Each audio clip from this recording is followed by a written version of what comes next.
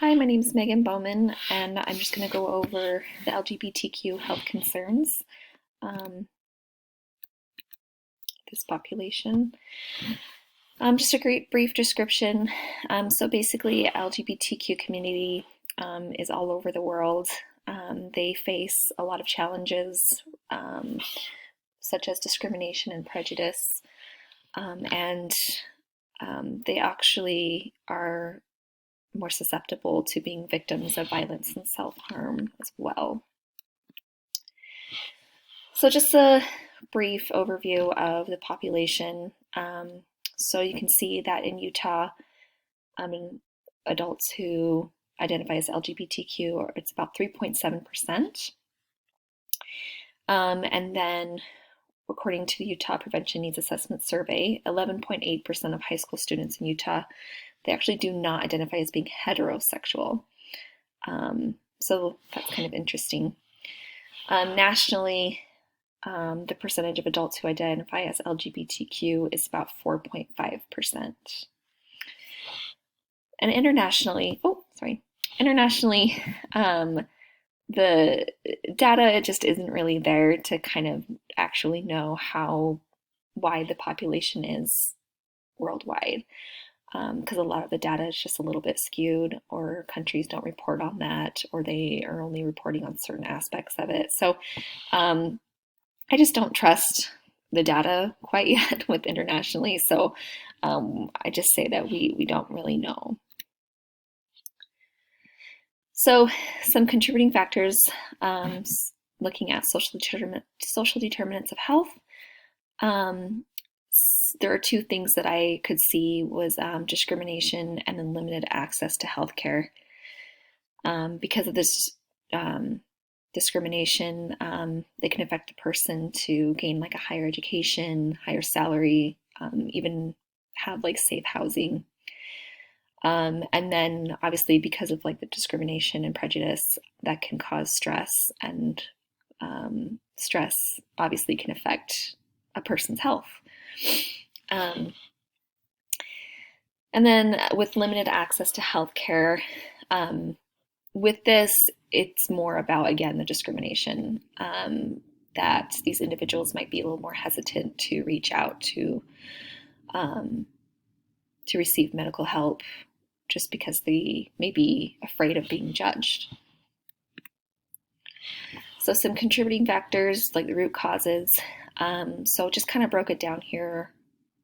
So the problem that we have is there's active discrimination against the LGBTQ population, and so that is going to affect the health of that population as well.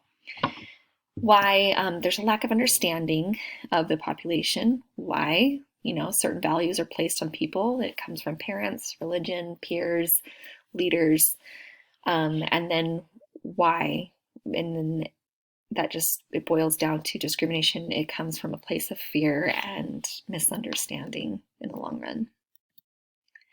So looking at Maslow's hierarchy of needs, we can see that I have placed physiological needs in the met section, but also in the unmet section. So I think for the most part, I think the physiological needs are met with this population, but there is still LGBTQ youth are being kicked out of their homes and are homeless, and so therefore they may lack that physiological need.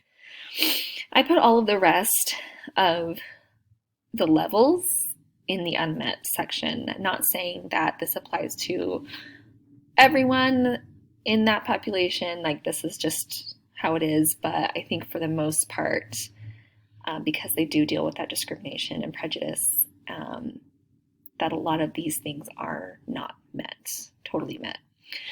So anticipated level, functional level is, I'd say, high functioning level. I think there wasn't really much to say that this population is struggling with that too much. And then likely health outcomes, I think it just really, it comes down to the safety, emotional support, belonging, all those things. to determine the health outcome of this population. And then if this population is being victimized, they continue to be discriminated against, then they're going to have a harder time reaching those higher levels of Maslow's hierarchy of needs. So some specific concerns, specifically with communicable diseases or infections. This population is at an increased risk for sexually transmitted infections. You can see it's like syphilis, HPV, bacterial vaginosis, and that's not really, well, I don't know. And then ways that we can prevent these infections from occurring in this population, basically vaccination, making sure that we educate them on getting their hepatitis A and B, HPV vaccine, safe sex, using protection, limiting sexual partners, not sharing like toys, sex toys, or making sure that they clean their toys thoroughly between use. And I like this, just having an honest discussion with their partner, that they may have a certain disease or whatever, just having that communication is important. With non-communicable diseases or infections, they are actually at an increased risk for substance abuse, and this is as a result of the discrimination or violence that they may be experiencing. They are actually, it's found that lung and heart diseases increase, and it's shown that smoking and tobacco use is used at higher rates among bisexual and gay men. So that's interesting. And then suicidal ideation is another concern, along with other mental health disorders such as general anxiety disorder and depression.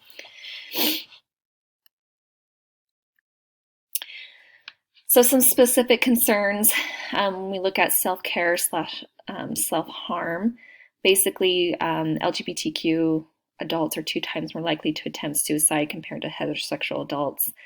I could kind of just read each point here, but I think you can read it yourself.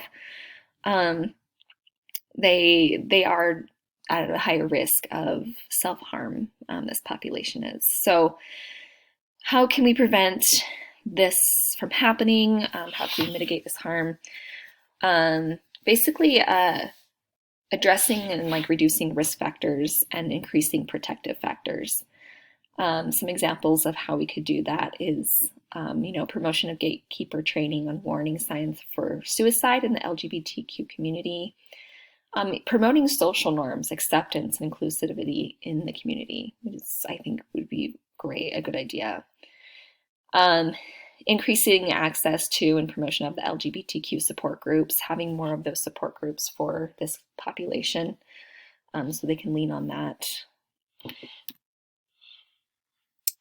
And then specific concerns of risk for harm by or to others. So I mentioned earlier that with the safety, I didn't mention, but in my slide earlier had that their safety needs with the Maslow's hierarchy of needs may not be met. And this is a reason why. So LGBTQ have a 71.1 per 1,000 people victimization rate compared to cisgender heterosexual population, which is 19.2 per 1,000 people victimization rate. They are 2.7 times more likely to be a victim of violent crimes than heterosexual counterpart.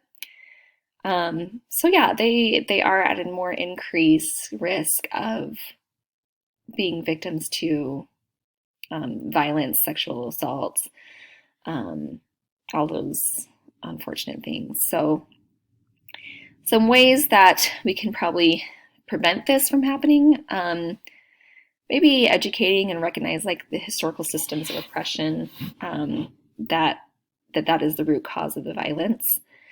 Improving the relationship between the community and LGBTQ people by looking to leaders of the community to initiate and facilitate a good relationship with the LGBT community. Calling out and resist religious exemption and public accommodation bills for hateful legislation and advocate for increased protections for this population. not only on a national level, but a state and local level as well.